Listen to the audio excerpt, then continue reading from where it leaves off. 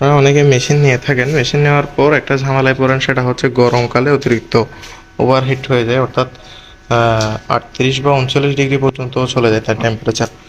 এক্ষেত্রে আপনারা যারা ম্যানুয়াল মেশিনগুলো নিয়ে থাকেন, আপনাদের একটাই কাজ, সেটা হচ্ছে আপনারা মেশিনে অবশ্যই 25 ওয়াটের বাল্ব ইউজ করবেন। এরপরেও কিন্তু এখানে দেখতে পাচ্ছেন যে এই মেশিনটাতে কিন্তু 38-এর উপরে চলে যাচ্ছে, অর্থাৎ গরমকাল আসলে অতিরিক্ত ওভারহিটিং এই ঝামেলাটা হয়। এই জন্য আপনাদের ওভারহিট কন্ট্রোলিং সিস্টেম সহ যে মেশিনগুলো রয়েছে আপনারা ওইগুলো ব্যবহার করতে পারেন। ওইগুলোতে ওভারহিট কন্ট্রোলিং সিস্টেম সহ একটি অ্যাডজাস্টার ফ্যান থাকে, অর্থাৎ ওভারহিট হয়ে গেলে অটোমেটিক কিন্তু সেটা বের করে দেয়। তো এই মেশিনগুলোতে কিন্তু সেটা করে না, যার কারণে এই মেশিনগুলোতে অতিরিক্ত ওভারহিটিং হয়ে যায়।